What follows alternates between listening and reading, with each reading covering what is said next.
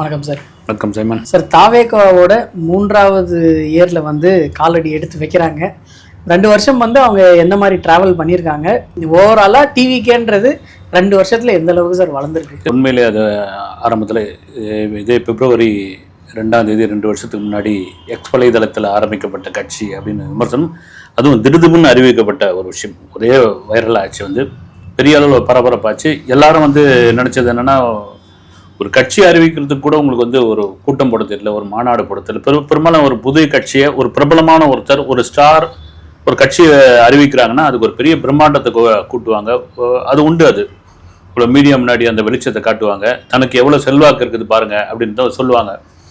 ஆனால் இன்னைக்கு இருக்கிற சோசியல் மீடியாக்குள்ளே போகிற போக்கில் இதுதாங்க தமிழக வெற்றி கழகம் அப்படின்னு போட்ட ஒரு விஷயம், அது பெரிய வைரல் ஆகி அதில் ட்ரோல் பண்ண ஆரம்பிச்சு, அப்புறம் வெற்றி கழகத்துக்கு இக்கு விட்டுட்டீங்கன்னு சொல்லி அந்த இக்கு போட்டு, அதன் பிறகு என்ன முடிவு பண்ணாங்கன்னா, சரி விஜய் கட்சி ஆரம்பிச்சிருக்காரு, என்ன பண்ண போறாரு அப்படின்போது இந்த 2 வருடத்தில் அதனுடைய வளர்ச்சி, குறிப்பாக 3வது வருஷத்தை இன்னைக்கு சந்திச்சிருக்கிறாங்க. எலெக்ஷனை வேற சந்திக்க போறாங்க இன்னும் 2 மாதத்தில் அப்படின்போது இது ஒரு பெரிய வளர்ச்சி தான். அது நீங்கள் விமர்சனம் செய்யப்பட்டது, கேலி செய்யப்பட்டது, ஒரு கட்சி கொடியை கூட வந்து பனையூரில் ஏற்றுற நிலைமைக்கு தான் வந்தீங்க நீங்கள், அது வந்து ஒரு பொது வெளியில் ஏற்ற முடியல அப்படின்னு.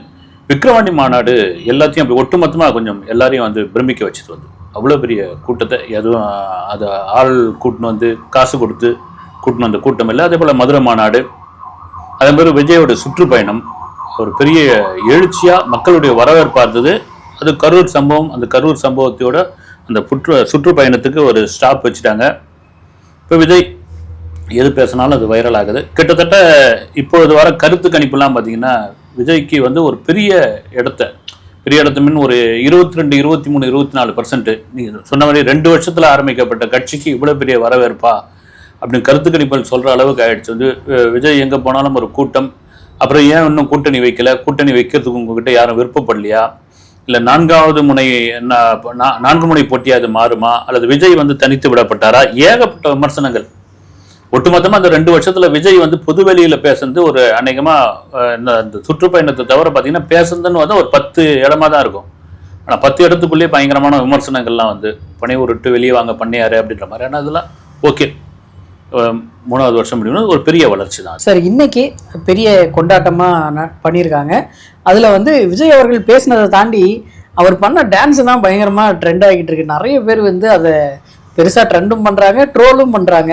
இந்த ட்ரோல் அப்படின்ற விஷயம் வந்து என்றைக்குமே அடங்காதா? இது வந்து தொடர்ச்சியாக போய்கிட்டு தான் இருக்குமா? இல்லை, உங்களுக்கு எல்லாத்துமே ட்ரோல் பண்ணிக்கிட்டு இருக்காங்க. வந்து உங்களுக்கு நீங்கள் எல்லா கட்சியுமே ட்ரோல் பண்ணாங்க, எல்லா கட்சியும் வந்து நெகட்டிவ் விமர்சனம் பண்ணுறாங்க. சோசியல் மீடியாவில் நான் சொல்கிறது, அதை எடுத்து வீடியோவாக பண்ணுறாங்க. ஆனால் விஜய்ன்னு ஒன்று அதிகப்படியாக தெரிய வர்றதுக்கான காரணம், அவ்வளோ பேர் வந்து விஜயோடைய ஃபாலோவர்ஸாக இருக்காங்க.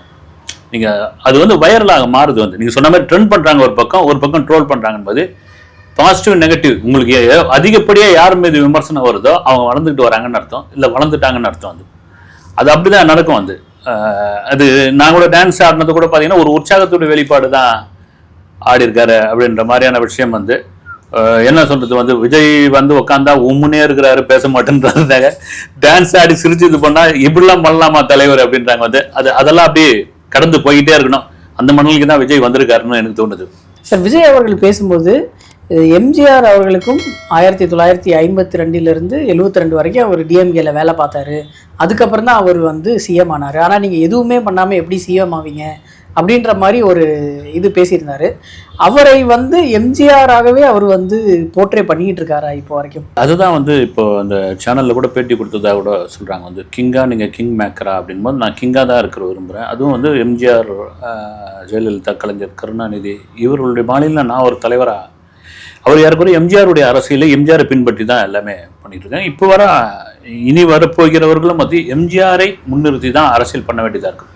ஏன்னா 8வது வள்ளல் அப்படின்ற ஒரு முத்திரையை பலமாக பதிச்சவர் வந்து எம்ஜிஆர். வந்து அதான் சொல்ல, ஐயா எனக்கு எப்படி நீங்கள் வந்து கேலி பண்ணிட்டு இருக்கீங்க, என்னை எப்படி ட்ரோல் பண்ணிட்டு இருக்கீங்க, அதெல்லாம் எம்ஜிஆருக்கு நடந்திருக்குது. அவருக்கு வந்து மத்திய அரசை, டெல்லி அரசை எதிர்க்க மாட்டாரு, அவர் கேள்வி கேட்க தெரியாது, பிரஸ் மீட் வைக்க மாட்டாரு. அதனாலதான் இவரும் பிரஸ் மீட் வைக்காம இருக்காரு. இந்த விமர்சனங்கள்லாம் இருக்குது. வந்து பிரஸ் மீட் வைக்க மாட்டாரு. குறிப்பா வந்து அவரையும் வந்து பவுடர் பூசினவர், அவரை வந்து கோமாளி, இது மாதிரிலாம் தரமாரியாக விமர்சனங்கள் பேசிக்கிட்டு இருந்தாங்க. ஆனால் மக்கள் என்ன பண்ணாங்க, சைலண்டாக தான் பார்த்துக்கிட்டு இருந்தாங்க.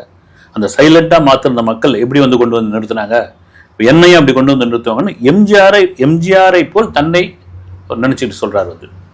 அது தப்பு இல்லை. எம்ஜிஆரை யார் வேணாலும் கொண்டாடலாம். வந்து அவர் வந்து ஒரு தேசிய தலைவர் அப்படின்போது அதில் ஒன்றும் எதுவும் இல்லை. எம்ஜிஆர் தான் பல பேருக்கு ரோல் மாடலாக இருந்தார், இன்னும் இருந்துகிட்டு இருக்கார். அவர் வந்து இந்த கருத்து கணிப்பு ரிலேட்டடாக பேசியிருந்தார்ல சார், அதில் வந்து நிறைய பேர் கருத்து கணிப்பு பண்ணுறாங்க, ஒரு சிலர் கடுப்பு கணிப்பு பண்ணுறாங்க அப்படின்னு சொல்லி பேசியிருந்தாரு. அதில் வந்து மோஸ்ட் ஆஃப் த சேனல்ஸாக இருக்கட்டும், அதில் மற்ற யாராக இருந்தாலும் கருத்து கணிப்பில் வந்து டிவிகேக்கு 35%, 45% அப்படின்ற மாதிரி தான் பேசிக்கிட்டு இருக்காங்க. ஏதோ ஒரு சிலர் தான் டிவிகேக்கு 15% இருக்கும், 10% இருக்கும் அப்படின்னு சொல்லி பேசிக்கிட்டு இருக்காங்க. இவர் யாரையும் வந்து ஒழுங்காக பண்ணுறாங்க, யார் சரியில்லாமல் பண்ணுறாங்கன்னு குறிப்பிடுறாருன்றதே நமக்கு ஒரு சந்தேகமாக இருக்கே சார். அது நீங்கள் சொல்கிறது கரெக்ட் தான். எல்லாருமே ஃபேவராக தான் இருக்காங்க. ஆக்சுவலாக அவர் இப்படி பேசியிருக்கணும் வந்து, எனக்கு ஃபேவராக இது பண்ணியிருக்கீங்க, மக்கள் செல்வாக்கு என்னன்னு மீடியா காமிச்சிருக்குதுன்னு. ஆனால் எனக்கு எதிராக வந்து கருத்து கணிப்பில் வந்து சிலர் இதெல்லாம் பண்ணுறாங்க அப்படின்னு சொல்கிறது வந்து ரொம்ப குறைவு தான். அது நீங்கள் பொதுவான ஊடகங்களே பார்த்தீங்கன்னா கரெக்டாக நாங்கள் எடுத்து தாங்க போட்டிருக்கோம் அப்படின்னு. கிட்டத்தட்ட வந்து ஒரு 3வது இடத்திற்கு தாவேகா வந்திருக்குது. அது நிறைய எல்லாருமே ஆனால் யாரை சொல்கிறாங்கன்னு தெரியல. வந்து ஒரு சமயம் ஆளுங்கட்சியா அல்லது மத்தியில் ஆளக்கூடிய ஆளுங்கட்சியா அவங்களுடைய ஊடகங்கள் இருக்கேன், அது கூட பெருசாக சொல்ல. பொதுவான ஊடகங்கள் அப்புறம் வந்து இந்த பொதுநல அமைப்புகள்லாம் கூட கருத்து கணிப்பு நடத்தியிருக்காங்க. அதனால இவர் ஃபேவராக தான் சொல்கிறாங்க, எதுக்குன்னு தெரியல. வந்து அதில் இதுவாகிறாருன்னு ஒரு குரல் ஒன்று புதுசாக கண்டுபிடிச்சிருக்காங்க சார். இன்னைக்கு அவர் பேசினது வந்து கொஞ்சம் ஃபயராக இருந்தாலும் கொஞ்சம் அமெச்சூராக தான் எனக்கு ஃபீல் ஆச்சு. கொஞ்சம் நிறைய விஷயங்களை அவாய்ட் பண்ணியிருக்கலாமோ. அதுவும் அவர் சிஎம் ஸ்டாலின் அவரோட பற்றி பேசும்போதெல்லாம் இவர் வந்து தூக்கத்தில் எழுப்பி கேட்டால் விசிலுக்கு ஓட்டு போடுவார் அப்படின்னு சொல்கிறதெல்லாம் ரொம்பவே இதாக இருந்தது. அது எப்படி சார் நீங்கள் பார்த்தீங்க? உங்களுக்கு வந்து ஒரு தலைவரையோ ஒரு நபரையோ ஒருத்தர் கட்சி சார்ந்தவரையோ ஆபாச வார்த்தைகளையோ மிக மோசமான வார்த்தைகளையோ வந்து பேசக்கூடாது. அது யாராக இருந்தாலும் சரி வந்து அது பேசக்கூடாது வந்து. ஆனால் இது மாதிரி பேசுறது அந்த தொண்டர்களுக்கான உற்சாகம் தான் வந்து. நம்ம செல்வாக்கு எப்படி இருக்குது பாருங்கள், நம்ம விசில் சின்ன எப்படி போயிருக்குது. அவங்களும் பேசலாம் வந்து, அதிமுகவும் பேசலாம், திமுகவும் பேசலாம். ஆனால் இது வந்து ஒரு எல்லைக்கு அப்புறம் வார்த்தைகள் வந்து தடுமனான வார்த்தைகளா விஜய் எங்கேயும் எந்த இடத்துலையும் இது வரைக்கும் பயன்படுத்தலை. அதனால் இது ஒரு இதுதான் உற்சாகப்படுத்துகிற ஒரு விஷயம் தான் வந்து. அவர் ஆரம்பத்துலேருந்து பேர் கூட சொல்றது கிடையாது, சிஎம் சார் தான் சொல்லிட்டு இருக்காரு. அது கூட ஒரு விமர்சனமாக இருந்தது. நீங்கள் ஏன் வந்து பேரை சொல்ல மாட்டேன்றீங்க, நீங்கள் ஏன் கட்சி பேரை சொல்ல மாட்டேன்றீங்க, நீங்கள் ஏன் வந்து மோடின்னு அந்த வார்த்தையை பயன்படுத்த மாட்டேன்றீங்க, நீங்கள் பாஜகன்னு கூட சொல்ல மாட்டேன்றீங்க. இப்படியா இருந்தது மெல்ல மெல்ல இப்போதான் மாறி பேர்லாம் பேர் சொல்ல ஆரம்பிக்கிறார் வந்து. இது ஏன்னா எலெக்ஷன் வந்தாச்சு, இதுக்கப்புறம் வந்து ஏன்னா விஜய் மீதே அதான் அவரே கூட சொல்லியிருக்காரு. இன்னைக்கு கூட வீட்டில் விட்டு எப்போ வெளியே வர போறீங்கலாம் கேட்குறாங்க வந்து. நான் என்ன வந்து எலெக்ஷன் அன்னைக்கு அப்படின்றாரு. ஆமா, அப்பயும் நான் வெளியே வந்து பேசுவேன்னு சொல்ல மாட்டேங்கிறாரே சார். ஒவ்வொரு வீட்டில் இருந்து ஒரு விஜய் ஓட்டர் ஐடியோடு வரதான் போறாங்க, நீங்க பாருங்க அப்படின்னு. அதனால பேசி தான் ஆகணும் சைமன் வந்து. இந்த 2 மாதத்தில் நீங்க வந்து பேசி தான் ஆகணும். எனக்கு தெரிஞ்சு வேலூர் கூட்டத்துக்கு அனுமதி கேட்டிருக்காங்க வந்து பிப்ரவரி 8ஆம் தேதி தான். ஆமா, அதுக்கான அதுல இருந்து மறுபடியும் ஆரம்பிச்சிருவாங்க. அடுத்தடுத்த கூட்டங்களுக்கு அவருக்கு எப்படி பர்மிஷன் இருக்கு போது திருச்சி, திருவாரூர், அரியலூர், கரூர்ல எப்படிலாம் அவருக்கு வந்து ஒரு மக்கள் வரவேற்பு கொடுத்தாங்க. இவரு ஸ்பீச்லாம் எவ்வளவு ஃபயரா இருந்தது. அது தொடருமா இல்லது வந்து ஒரு சாஃப்டான ஒரு பேச்சா இருக்குமா, அது வந்து அந்தந்த பகுதிக்கான பிரச்சனையை பேசுவாரா, பொதுவான பிரச்சனைகளை பேசிடுவாரான்னு இப்போ அந்த பக்கம் கவனம் ஆயிடுச்சு. இதெல்லாம் தாண்டி சொன்ன மாதிரி பிப்ரவரி நேற்று 1ஆம் தேதியிலேருந்து திமுக பிரச்சாரத்தை ஆரம்பிச்சிட்டாங்க. அதிமுகவும் ஆரம்பிக்க போகிறாங்க அப்படின் பொழுது கட்சிகள், ஏன்னா ரொம்ப நாள் இல்லை, இப்பயே மக்கள்கிட்ட போய் சேர்ந்தாதான் வந்து இந்த கல்யாண பத்திரிகை வைக்கிற மாதிரி தான். கல்யாணம் வந்து ஒரு 2 மாதம் இருக்குதுன்னா கூட பத்திரிகை போய் ஆரம்பிச்சா நம்ம கல்யாணத்துக்கு முன்னாடி வைக்க முடியுன்ற மாதிரி எலெக்ஷன் நெருங்கிடுச்சு.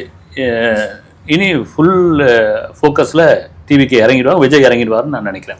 சார், டிஎம்கேவை வீழ்த்துறதுக்கு நம்மளால் மட்டும்தான் முடியும், மக்கள் சக்தியோடு இணைந்து டிவிகேவால் மட்டும்தான் முடியும் அப்படின்னு சொல்லி பேசியிருக்காரு.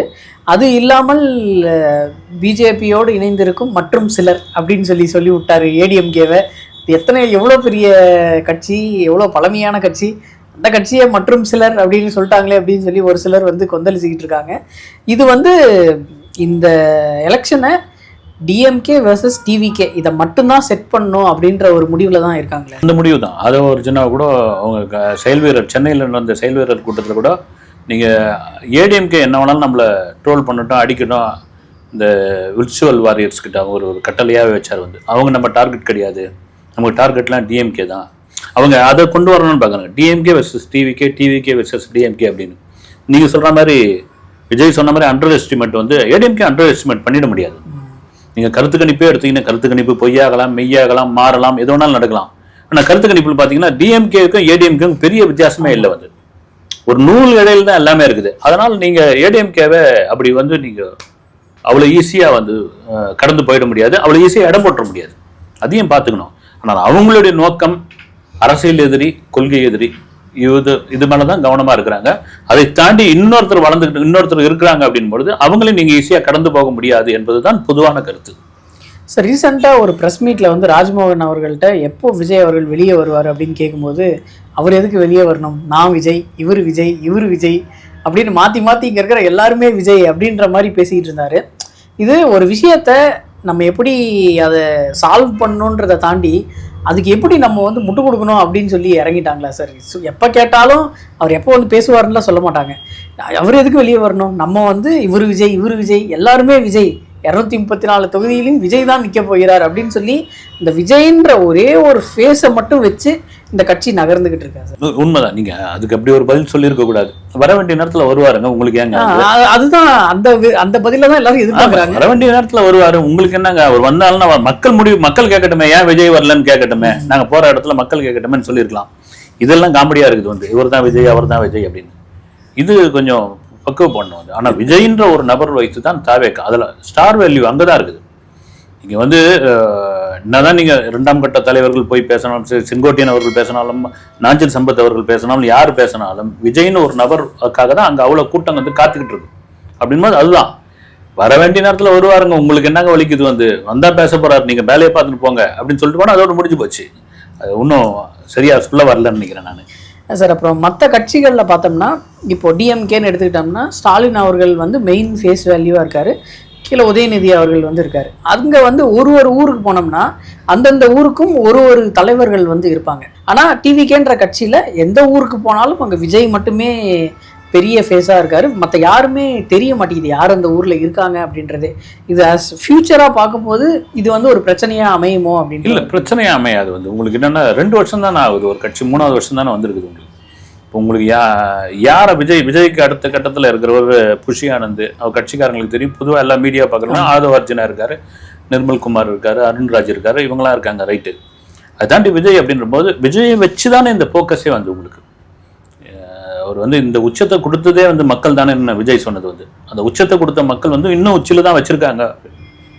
நானே சினிமா விட்டு போலான்னு பார்த்தா கூட நீங்க ஏங்க இது பண்றீங்கன்னு சொல்ற அந்த பதிலும் அதுக்கான அர்த்தம் தான் நானே வேணான்னு விட்டுட்டேன், நானு நீங்க ஏங்க என்ன போட்டு இது பண்ணிட்டு இருக்கீங்கன்னு அது இருக்கதான் செய்யும். ஏன்னா புதுசா ஆரம்பிக்கப்பட்ட கட்சி இந்த நீங்க சொல்ற மாதிரி விஜய்னு ஒரு ஃபேஸ் வேல்யூக்கு இவ்வளவு பெரிய வரவேற்பாங்கலாம் கிடைக்குது அப்படின்னு பொழுது அது எவ்வளவு பெரிய ஒரு மாசு அது கண்டிப்பா ஆனா விஜய் தான் போய் ஆகணாங்க. நீங்க சொல்ற மாதிரி அதுதான் சார் பிரச்சனை. ஒவ்வொரு தொகுதிக்கு விஜய் ஒவ்வொரு தொகுதியும் போறது சாத்தியம் இல்லை. இந்த இருக்கிற 2 மாசத்துல இருக்க வாய்ப்பு இல்லை. அவரை அம்மையார் ஜெயலலிதா அவர்களுடைய மாநில ஒரு மண்டலமா போய் ஒரு 5 6 வேட்பாளர்களை நிற்க வச்சு அங்கே ஒரு பிரச்சாரம் பண்ணி இவருக்கு இங்கே போடுங்க, இவருக்கு போடுங்க அப்படின்னு சொல்லி அப்படி ஒரு பிரச்சாரத்தை தான் அவர் தொடங்குவார்னு நான் எதிர்பார்க்குறேன். நான் ஓகே சார், அடுத்த வீடியோவில் சந்திப்போம் சார். நன்றி சார். வணக்கம்.